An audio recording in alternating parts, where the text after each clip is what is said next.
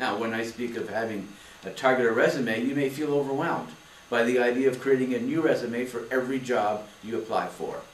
Now, you won't have to start from scratch each time. You will create initially a master resume, and then you will copy and paste the skills and experience for the job for which you are applying.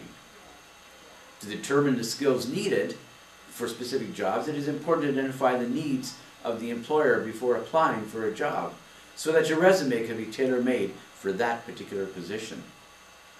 Now, the Labor Market Information website is a great place to obtain information about what duties, essential skills are required for any particular job. Now, let's say I make a can opener, and it's the best working can opener ever. It works exceptionally well and will never break. But I package it in a brown paper bag. Someone else makes a terrible can opener, one that doesn't work well and falls apart, but packages it in a really nice box with fancy advertising. Not knowing anything about this product other than the packaging, which one would you buy? Well, most people would choose the one in the fancy packaging. I know I would. No matter how much you have to offer an employer, if you don't put effort into the content of your resume, the potential employer may never recognize what a great employee you could be. It's important to make your resume easy to read, appealing to the eye, and yes, targeted. This way, the employer can easily pick out your skills, your attributes, and the experience that they're looking for. All the experiences and skills that you have are valuable, whether they are a result of paid work, volunteer, or from life experiences. So what types of resumes are there?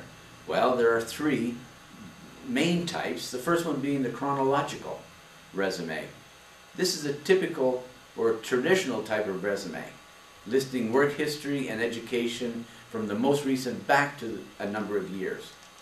The chronological resume is appropriate when applying for a position in the same field in which you are presently working. It can clearly show that you have the skills and the experience an employer is looking for.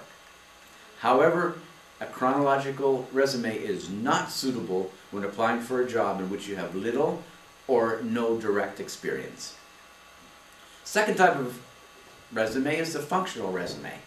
It highlights your job-related skills, your transferable skills, and your personal attributes. It takes the emphasis off of your direct work experience. The functional resume is very useful for people who are changing careers, have had many job changes, have only had one job for many years, or have had prolonged periods of unemployment. Presenting your information functionally allows you to combine your experience and skills into categories that are relevant to the position you're applying for, removing the emphasis on employers, positions, and dates.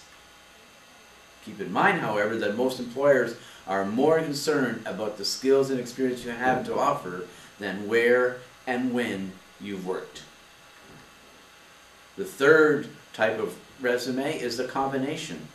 It is a combination of the functional and the chronological formats.